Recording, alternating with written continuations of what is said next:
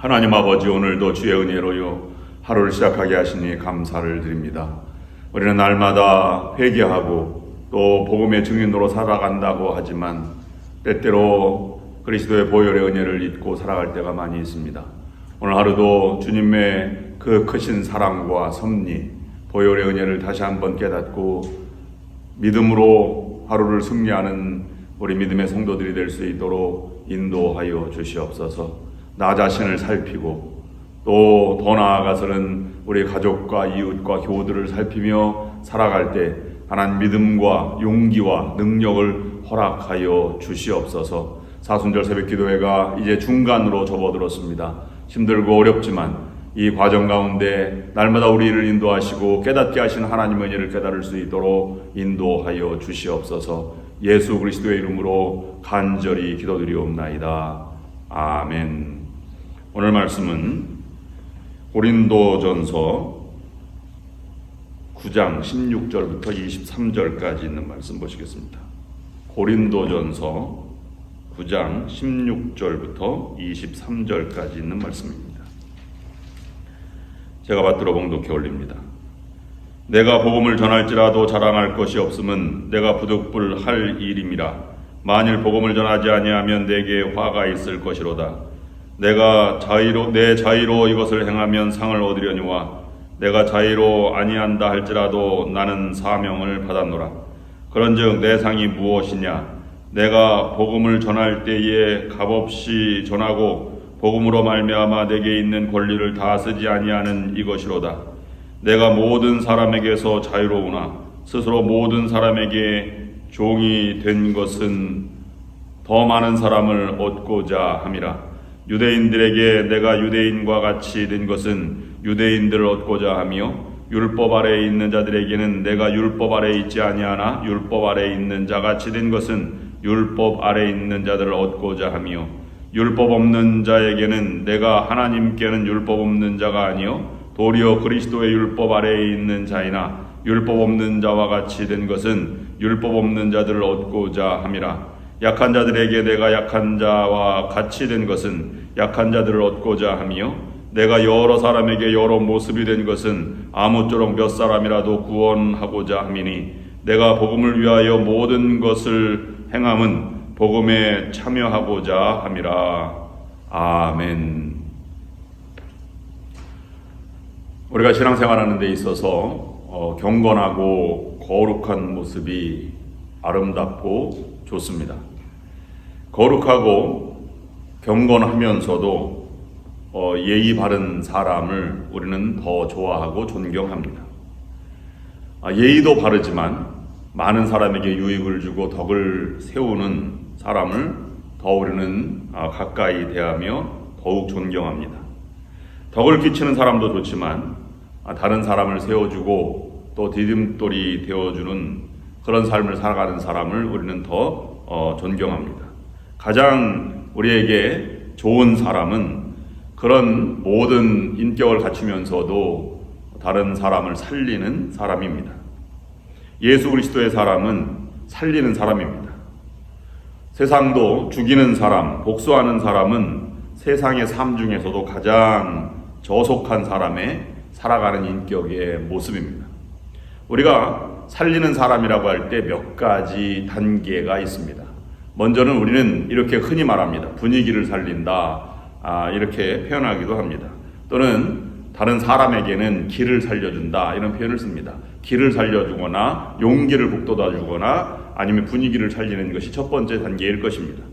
그 다음에 공동체 안에서는 사람을 세우고 살리고 인격을 더 이렇게 높이 평가하고 지도력을 세워주는 경우를 볼 수 있습니다. 공동체를 살리는 사람입니다. 더 나아가서는 인격을 살리는 것보다 생명을 살리는 사람이 더 중요합니다. 어머니가 위대한 것은 자기가 희생되더라도 대신 자식보다 더 아팠으면 하는 마음으로 살리는 길을 선택하기 때문에 위대한 것입니다. 하나님의 마음으로 세상을 살리며 살아가는 사람이 그리스도를 닮은 그리스도의 사람입니다. 예수 그리스도는 가르치고 치유하고 전도하셨습니다. 가르친다고 하는 것은 마음의 지식이나 아니면 마음의 정서나 열정이나 이런 모든 것의 삶의 방법을 더 세워주고 마음을 세워주는 것이 가르친다고 하는 것이면, 육체를 살리고 세워주는 것은 치유하는 과정입니다. 그리고 영적인 것을 치유하는 것은 전도하고 구원의 복음을 전파하고 살아가는 그러한 사역의 모습입니다. 예수 그리스도의 삶의 모습을 닮았으면 여러 방면으로 어떤 것이든지 살리는 사역에 참여하는 것입니다. 그러면 살리는 사람의 특징은 세 가지입니다. 첫 번째로는 늘 자기 자신을 자책하며 살아간다고 하는 것입니다. 한 생명이라도 더 구원을 얻게 하고자 늘 자신을 되돌아보고 부족한 것을 깨닫고 그리고 하나님의 말씀으로 채워가는 삶의 모습입니다. 16절 말씀에 사도 바울은 이렇게 말합니다. 내가 복음을 전할지라도 자랑할 것이 없으면 내가 부득불할 일임이라. 만일 복음을 전하지 아니하였으면 내게 화가 있을 것이로다. 할 일은 보람있고 또 책임이 있는 일일 것입니다. 그런 일을 하지 않으면 죄스럽습니다. 늘 우리가 할 일을 다 하지 못했다라고 하는 이런 자책의 모습으로 우리를 되돌아보면서 살아가야 할 것입니다. 우리는 영원 구원을 위해서 하나님의 부름을 받았습니다. 우리의 남은 세월은 많지 않습니다. 기회가 되든 때를 얻든지 못 얻든지 사도 바울이 다양한 모습, 오늘 본문에서 여러 가지 방법으로 늘 자신을 되돌아보면서 더 구원을 얻고자 노력했던 것처럼 우리들도 그러한 노력하는 삶의 모습을 우리가 살아가야 할 것입니다. 두 번째로는 살리는 사람의 특징은 보상을 바라지 않는다는 것입니다. 늘 자책하는 삶도 중요합니다. 왜 내가 더 사랑하지 못했는지, 왜 열심히 좀 더 봉사하지 않았는지, 왜 구체적으로 살펴보지 않았는지, 이런 자책하는 것도 중요하지만 그걸 깨달았다면 그 삶을 살아가는 것이 또한 살리는 사람의 특징입니다.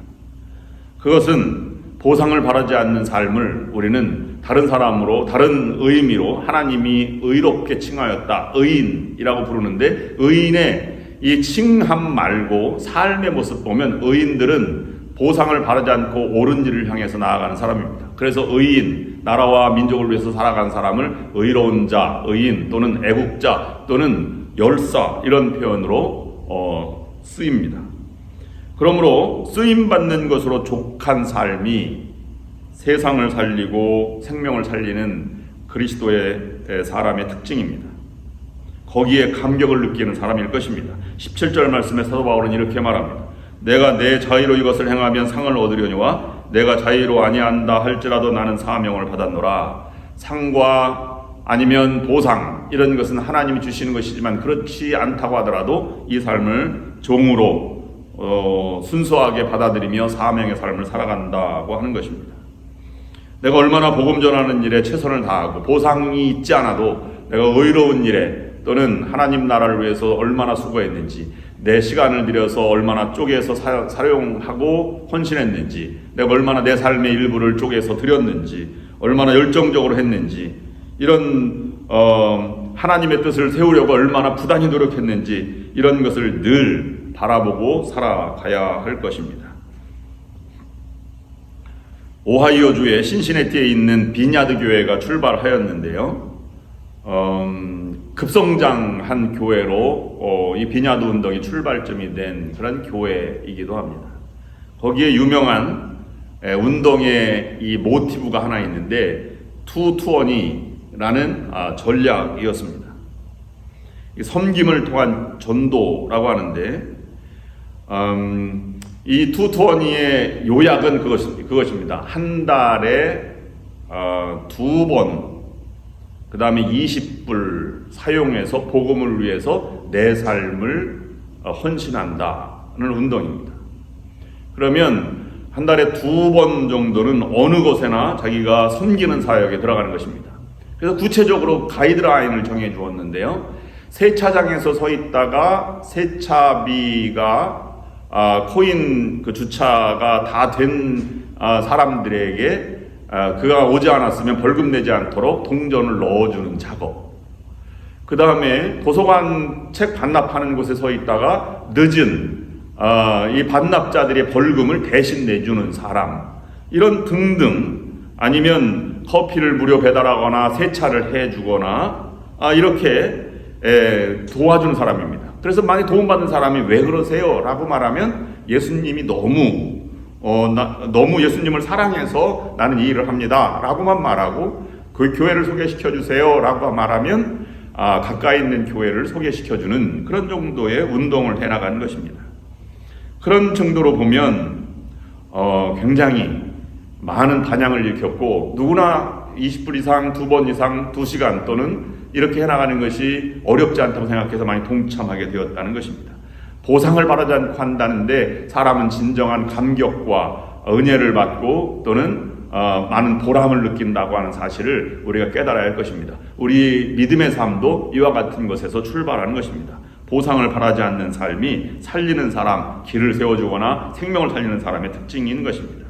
마지막 세 번째로 살리는 사람은 오직 복음에 참여한다. 19절 말씀에 이런 심정이 잘 드러나 있습니다.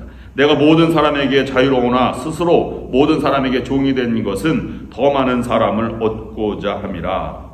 약한 자들에게 약한 자들 같이, 아니면 율법을 행하는 자에게는 유대인 같이, 아니면 율법을 행하지 않는 이방인에게는 이방인 같이 오직 복음을 위해서 살아간다 라고 말하면서 23절 말씀에는 내가 복음을 위하여 모든 것을 행함은 복음에 참여하고자 함이라. 오직 복음에 참여하는 길이 무엇인가 라고 하는 것을 염두에 두고 그 고백으로 세상을 살아가고 일생을 살아가는 것이 사도 바울의 모습입니다. 오늘 우리는 힘들어도 이와 같은 사역을 계속해 나가야 할 의무가 있습니다. 여러분 얼마나 이 삶을 지속해 나갈 수 있겠습니까? 우리가 살아가고 있는 이 세크라멘토 지역에 오늘 현실에서 얼마나 복음에 참여하고 보상을 바라지 않고 의로운 삶을 살아가면서 우리가 살리는 사역에 참여하고 있는지라고 하는 것을 다시 한번 묵상해 보게 됩니다. 이 고린도전서의 결론의 말씀은 이 모든 것에 생명을 살리는 일에, 구원을 전하는 일에, 복음을 전하는 일에 두 가지 특징의 결론은 이것은 사랑이며 이것은 복음의 증인의 생명력 있는 삶을 살아가는 삶으로 나아간다라고 하는 것이 고린도전서의 결론으로 치닫고 있는 말씀입니다. 오늘 여러분들도 사명을 감당하는 그런 귀한 살리는 사역에 참여하는 여러분들이 될 수 있기를 주님의 이름으로 축원합니다. 기도하시겠습니다. 하나님 아버지, 우리가 살아가는 동안 어렵고 힘듭니다. 삶이 버겁습니다. 그럼에도 불구하고 우리가 살리는 사역에 참여하는 우리 믿음의 성도들이 될 수 있도록 인도하여 주시옵소서. 그리스도의 삶을 따라서 다른 사람을 치유하고 복음을 전하고 또 배우고 가르치는 이러한 삶을 살아갈 수 있도록 인도하여 주시옵소서. 오늘 하루도 주님께서 친히 인도하여 주시고 부족한 것을 깨닫고 어려운 이들을 돌보며 살아가며 기도하며 살아가는 귀한 성도가 될 수 있도록 인도하여 주시옵소서. 우리 박숙자 원사님 수술도 잘 무사히 끝나게 하여 주시고 회복해 하여 주신 것 감사를 드립니다. 원사님 온전히 회복될 때까지 주님의 은혜로 함께 하여 주시옵소서. 또한 이 한국의 장례 절차를 모두 끝내고 있는 우리 최진 집사님 가족도 하나님 주님께서 위로하여 주시고 유가족들을 주님께서 신히 위로하여 주시옵소서. 오늘 하루를 살아가는 모든 좋은 교회 성도들을 축복하여 주시고 이 말씀을 듣고 살아가는 모든 이들에게 하나님 주의 은혜의 길을 걸어갈 수 있도록 인도하여 주시옵소서. 예수님의 이름으로 기도드립니다. 아멘. 이제는 우리 주 예수 그리스도의 은혜와 하나님 아버지의 극진하신 사랑하심과 성령의 역사 인도 교통하심이 오늘 말씀을 들고 세상으로 나아가는 모든 성도들 위해와 저들의 가정 하는 모든 일 위해 지금부터 영원토록 함께하옵시기를 간절히 축원하옵나이다. 아멘.